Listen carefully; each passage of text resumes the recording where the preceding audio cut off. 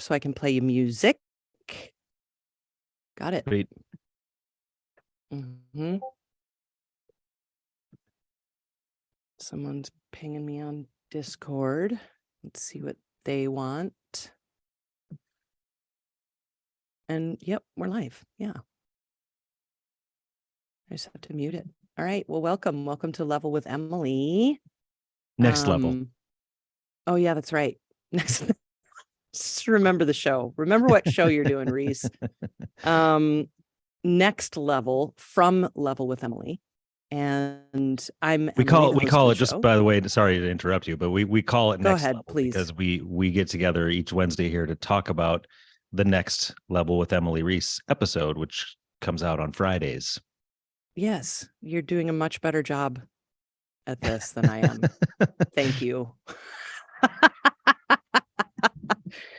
But I'm distracted because Discord, and also I want to make sure I've got the thing up so we can make sure we monitor Questiones, which is here. There we go. Oh, here's Sacha. Hi. And Cross said he would join. So I just need to make sure. Are you going to have that window up? Because, oh, good Lord. Who, me? Yeah, you're good at having it up too. But I've got the chat up on YouTube. Okay, there we go. Stuff. Good. Yeah. Great. Well, this week's episode is Potionomics, and the composer for Potionomics is Greg Nicolett. And Sam, you'll appreciate this. I had a really lengthy off the record. I mean, not like we can't talk about it off the record, but I just wasn't recording and it wasn't relevant to the interview about his last name, because here in Minneapolis, we have a lot of things named after French, I think he was French explorer, and it's probably Nicolett is my assumption. But here everyone is really obsessed with saying Nicolett. Right. It's like got to be Nicolett. It can't be Nicolett. It has to be Nicolett. Yeah. That Nicolett Mall, Nicolett Avenue, like. But of course, Greg Nicolett is like, yeah, don't say my name like that. I'm like, okay, just making sure. And even if people do say the Nicolett part, it's Nicolett. It's not Nicolett. It's exactly. Nicolett, yep. Here. Yeah. So we got a kick out of that. He's like, oh, I've never heard anybody say it like that. I'm like, yeah, welcome to the Midwest, man. Yeah. But yeah, it was really fun to talk with Greg about his music for Potionomics. This is the first full game that he'd done, which awesome. What an awesome game. Because it's like a kind of a deck builder, but it's also like a management sim sort of, because you run this potion shop that you get to decorate and everything, and you make and sell potions, and that's like and go on dates, so that's fun. So just a neat game with very colorful characters, very Disney kind of animation. You saw some of the art, right, Sam? And you were like, they never think about eyeballs. Yeah. I was pointing out that like the if you like went inside the person's head, they'd have two giant eyeballs filling their whole skull. Something a non-artist like me would never think about, but I still, it's just a neat, colorful game with colorful characters, and the music is fantastic. So what did you think of Greg's music for Potionomics? Super fun. And really he showed his skill, because the music is all over the place genre wise, and it still fits together in this nice, it's got a very joyful, hopeful, upbeat, light, but rich vibe. And there's orchestral stuff, there's kind of almost chiptune-y. It's not chiptune, but it's like chiptune adjacent kind of stuff. There's jazzy stuff, and there's like there's one that's got a little hip hop in it. There's there's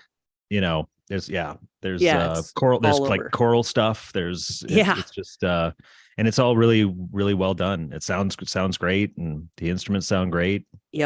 And just the care that he's put into the music, like in terms of the chorus, like the fact that he used AI to invent a language, which was really cool. I loved hearing him talk about that. That was really cool. And Lassa in the chat is wondering how it's his first game OST. And before I answer that question, I want to point out that it was Lassa who initially showed me music from Potionomics. He showed me the Cat Pirates theme, which I'll play. I think Elise is here too. Hi, Elise. Hi. The Cat Pirates, which we tend to have some issues like on first play for it to like register, but you'll hear audio eventually, right? That's how it goes. Yeah. All right. So here's the Cat Pirates tune.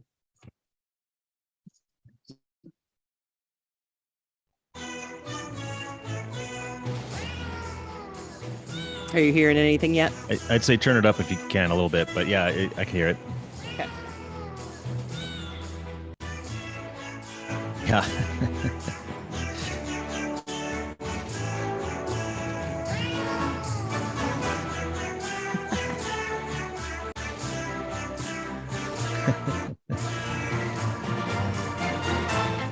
Yeah. And then it goes into this really cool part too, by the way, like after the cats sing for a while, and then it goes into this really cool, like, sea shanty jaunt kind of thing, which is really that's great. what I was going to say. Yeah. Is like, it's, cause that almost sounds like one of those terrible, Christmas records that you want to pull out and throw into the snow or whatever. But that's a fun track, and I liked how he talks about like trying to get the balance of the meows right and stuff, and because I told him, and I don't think I offended him, but I was like, if your whole soundtrack had been like that, I probably wouldn't have emailed you. But right. The fact that it's one tune and it's like perfect balance of meows, it's so great. Such a great track. That does, it highlights kind of the silliness and lightness of the whole thing, exactly. Yep. The music seems to really match like what I've seen of the art style and everything. It just it's fun for a change, not to like have too dour and sad and ominous of a soundtrack, especially for a potion making cooking game or whatever. Right. But I did ask Greg, this is your first full game, and he's done so much film and TV and a fair bit for Disney as well, which is pretty evident. He's very good at that, like the sweeping melodies and the kind of like energy in the music that gives you kind of like this childlike wonder. Like he nails it, absolutely nails it. But yeah, his first game, and one of my favorite things that he said, and I've been thinking about this so much, is he said he compared games to television, which totally in retrospect makes sense to me, because TV, if it's a serial type show, maybe not so much episodic, but I mean, they just spend so much time in these worlds in television, as opposed to a film where you're getting 2 hours, you're getting a 2-hour slice. Right. And I guess for whatever reason, I've thought about that in terms of my own viewing, like what I like, why I like TV better than films, but I never made the connection to TV and games being similar in, depending on the TV series and the game, of course, like how much time you can actually spend in these worlds. Like, how many times have I watched all 7 seasons of Buffy? I mean, that's a time investment, right?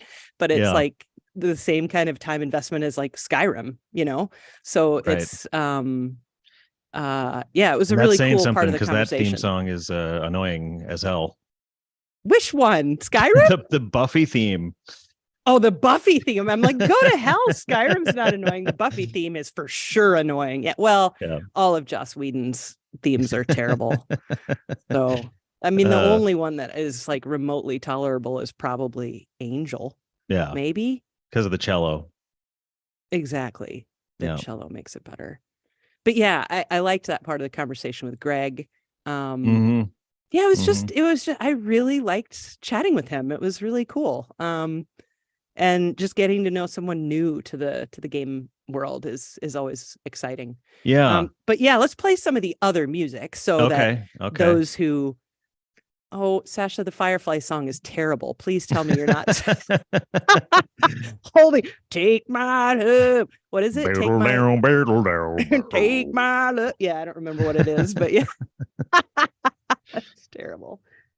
But yeah, some of the other songs I really loved. He does a lot of like kind of marimba-y kind of sounds in a few of the tracks, which I thought was really great. Here's one called Potions Don't Sell Themselves.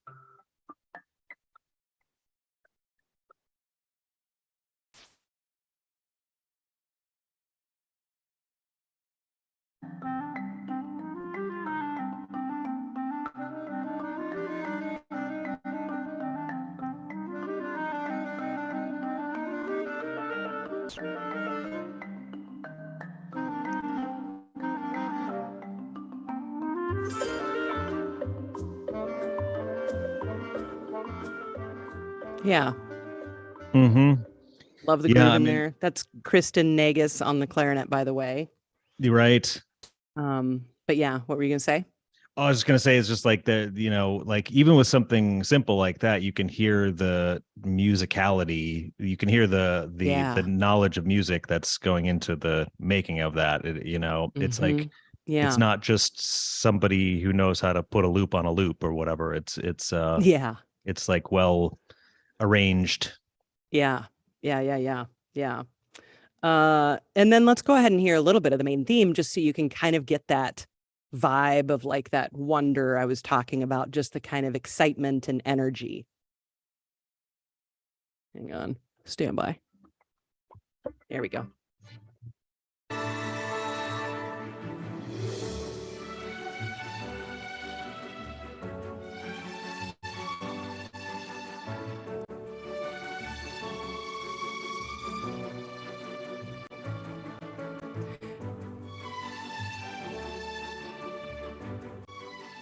It's like those chunking strings. Yeah.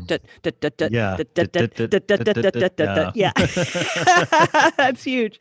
Yeah, it's so good though. Great, really great, like simple melody. And I mean, like it's, that's the kind of stuff there's not enough of in the world these days, I think. But I really liked, because how the it feels really Disney. I agree. Totally. Yeah. But how the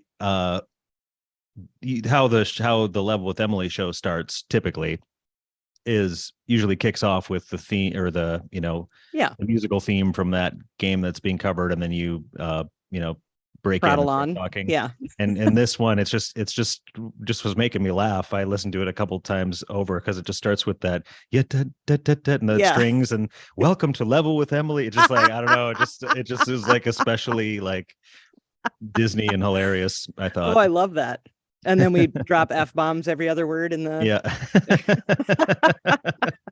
welcome to fucking Level with Emily. No, it's not it just sounded like it would just be such a like big, beautiful, hopeful theme to use in general. It is. Yeah. And I wake up with that one in my head still. It's just like, it's so, or I'll just be like randomly whistling it as I walk through my place. It's so funny to me. But it's like, I love how it goes all the way up to the 7 and hangs on the 7, and then it goes down the octave. Da, da, da, da, da, da. I just love that. Totally, yeah. It's so great. Yeah. Really classic moves, but they work, and it's like, they totally feel good. Yep, exactly. Exactly. So I guess without giving anything else away, I'm trying to think what are some other super highlights from that chat for me. Mostly probably just making a new friend on the show, which I love doing. So it was great. There's a lot of music in this one, like more than usual even, which is fun too.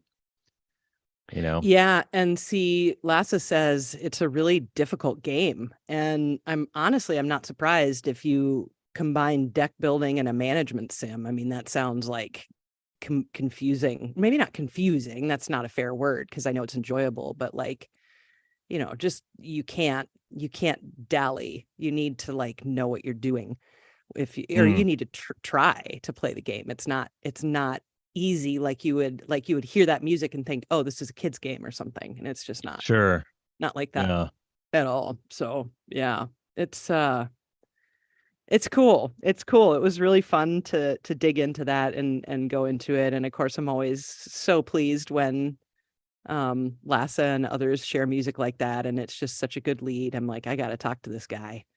And the kind of the, I mean, not the best part, but it wasn't the best time when I emailed him. He's like, we're dealing with this thing and it might be a while, but then he like listened to the show and then he wanted to be on it. So that was kind of cool.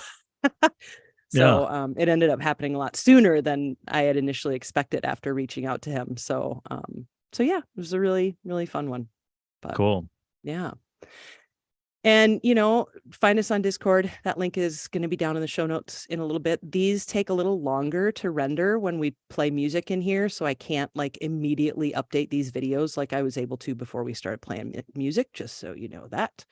But I will get all those links going as soon as I can. And Sam, do you have anything else you want to say about?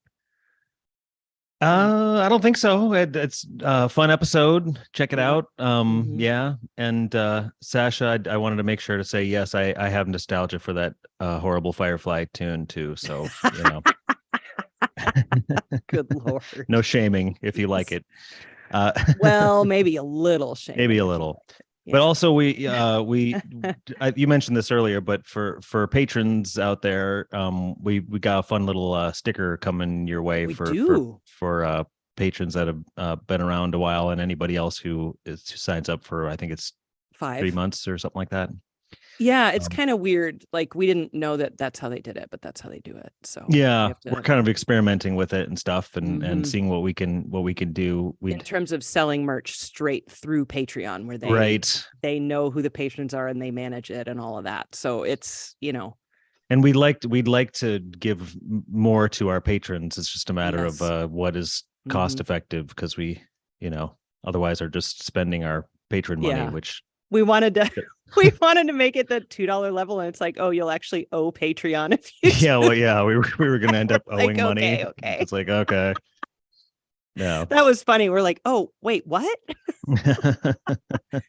Yeah. So we're trying hard with that. Also, I did just in the Discord today mention our next Discord only patron only event will be happening Thursday, April 13th, which is right on the heels of VGM Con. So VGM Con, or ahead of VGM Con. Yeah. I think on the heels means behind.